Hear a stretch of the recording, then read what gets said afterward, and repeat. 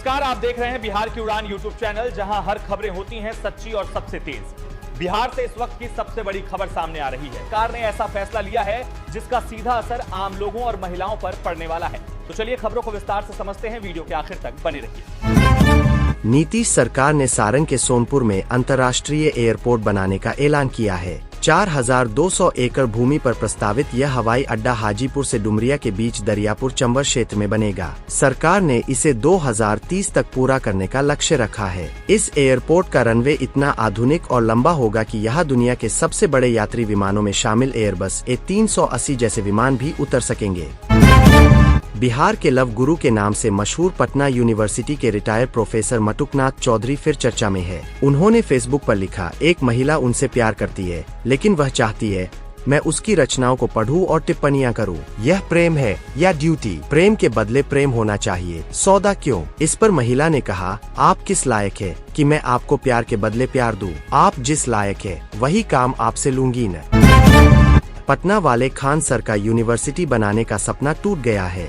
वह कोइलवर में 1000 एकड़ जमीन खरीदकर यूनिवर्सिटी बनाने वाले थे। कुछ एकड़ जमीन ले भी ली थी, लेकिन अब उसे बेच रहे हैं। यूनिवर्सिटी बनाने की खबर के बाद जमीन मालिकों ने जमीन का भाव कई गुना बढ़ा दिया है। एडवांस के बावजूद रजिस्ट्री नहीं कर रहे हैं। अब दूसरी जगह यूनिवर्सिटी बनाएंगे। दूसरों के नाम पर जमीन लेकर बाद में अपने नाम ट्रांसफर कराएंगे।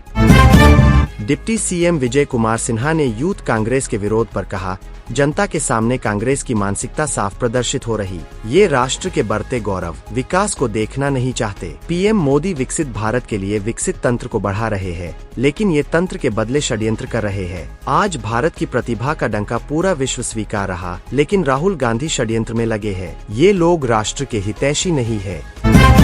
बिहार के किसानों को खास तोहफा मिला। सीएम नीतीश ने 2 लाख से ज्यादा किसानों के खाते में 100 करोड़ से भी ज्यादा की राशि ट्रांसफर की है।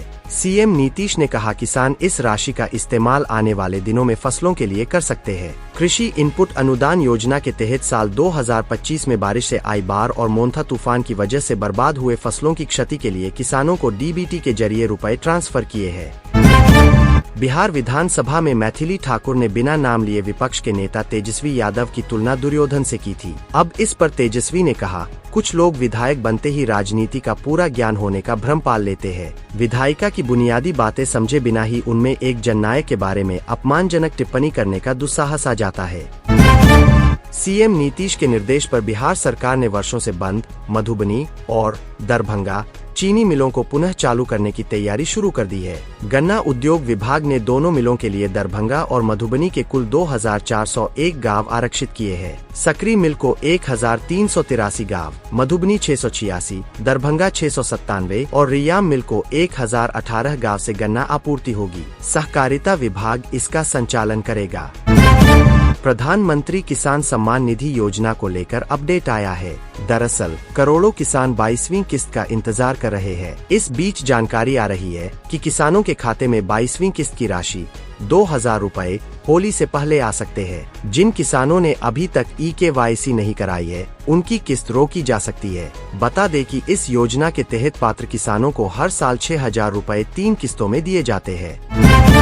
बिहार सरकार अपराधियों के लिए अब काला पानी जैसी तैयारी कर रही है। इसके तहत राज्य में एक नया हाई सिक्योरिटी जेल बनाया जाएगा, जहां कैदियों को बाहरी दुनिया से पूरी तरह अलग रखा जाएगा। यह जेल किसी दुर्गम इलाके की वीरान पहाड़ी पर स्थापित की जाएगी। यहां मोबाइल नेटवर्क और इंटरनेट नहीं पहुंचेगा। जेल तक जाने वाली केवल एक ही सड़क होगी, जिसके हर हिस्से पर कड़ी सुरक्षा होगी, ताकि कोई बाहरी आसपास भी न जा सके।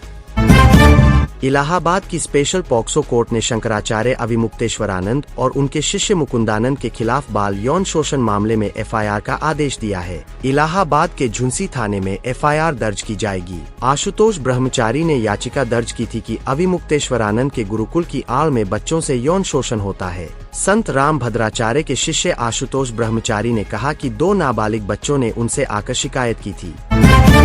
दिल्ली के पूर्व सीएम अरविंद केजरीवाल ने अहमदाबाद में कहा कि पंजाब के लोग आपसे खुश हैं। आप नेताओं को पंजाब की जनता सुनती है। पंजाब में अच्छी शिक्षा, सिंचाई की अच्छी व्यवस्था है। गुजरात में लोग परेशान हैं। यहाँ लोगों को जेल में डाला जा रहा है। आप जहाँ जा रही है वहाँ आपकी आंधी है। बीजेपी की गुजरात सरकार के बजट में किसानों, युवाओं और व्यापारियों के साथ धोखा है। शिक्षा, स्वास्थ्य पर सरकार चुप है। एआई समिट में युवा कांग्रेस के विरोध पर विपक्षी पार्टियां नाराज है। बसपा प्रमुख मायावती ने प्रदर्शन को अशोभनीय और निंदनीय बताया है। अगर यह सम्मेलन अंतर्राष्ट्रीय स्तर का नहीं होता तो अलग बात थी, लेकिन समिट के दौरान ऐसा आचरण करना यह चिंता की बात है। सपा प्रमुख अखिलेश यादव ने कहा कि एआई समिट में युवा कांग्रेस का हंगामा करना गलत है। फॉरेन डेलीगेट्स के सामने हमारे देश का अपमान होता है।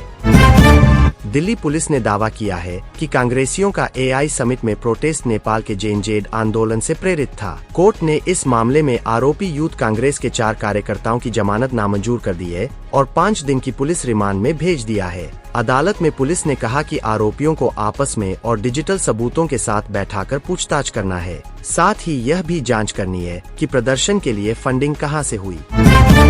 बांग्लादेश में T20 वर्ल्ड कप के बायकॉट पर बवाल जारी है। टीम के सीनियर असिस्टेंट कोच सलाहुद्दीन ने पूर्व खेल सलाहकार आसिफ नजरुल को झूठा बताया है। उन्होंने कहा कि नजरुल ने शुरू में बताया कि सरकार ने सुरक्षा कारणों से टीम को भारत में मैच खेलने से मना किया है, लेकिन बाद में कहा कि यह फैसला खिलाड़ियों और बीसीबी का था। वह एक शिक्षक है और इतना बड़ा झूठ कैसे बोल सकते हैं? मैं खिलाड़ियों को कैसे मुंह दिखाऊं?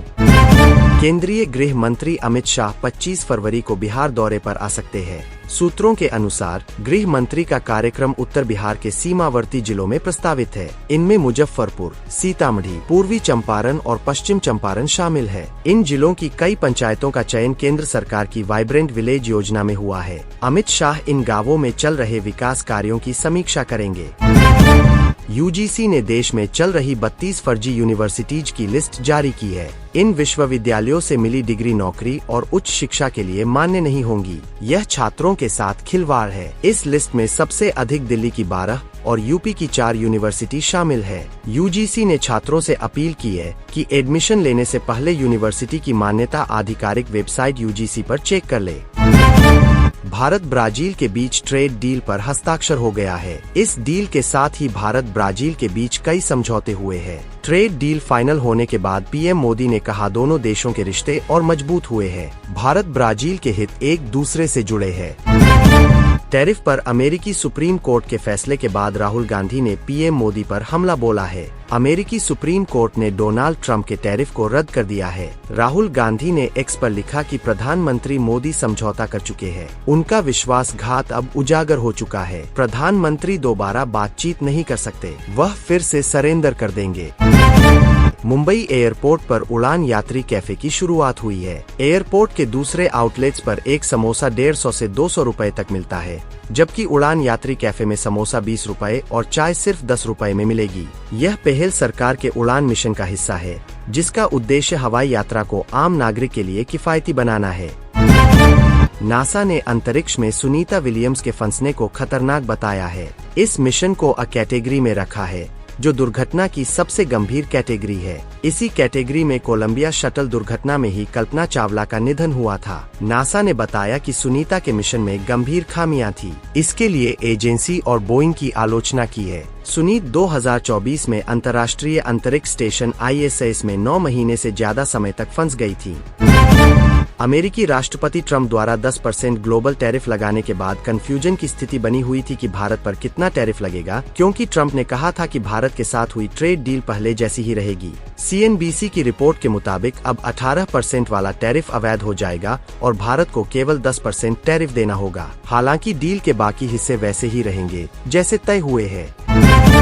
बीजेपी ने इंडिया AI इम्पैक्ट समिट में इंडियन यूथ कांग्रेस के विरोध प्रदर्शन को लेकर कांग्रेस पार्टी के खिलाफ विरोध प्रदर्शन किया। दिल्ली, गुजरात समेत कई राज्यों में जमकर बवाल मचा है। सूरत में यूथ कांग्रेस के विरोध प्रदर्शन को लेकर भाजपा कार्यकर्ताओं ने कांग्रेस पार्टी के खिलाफ विरोध जताते हुए सड़क पर कांग्रेस पार्टी का पुतला जलाकर जमकर नारेबाजी की।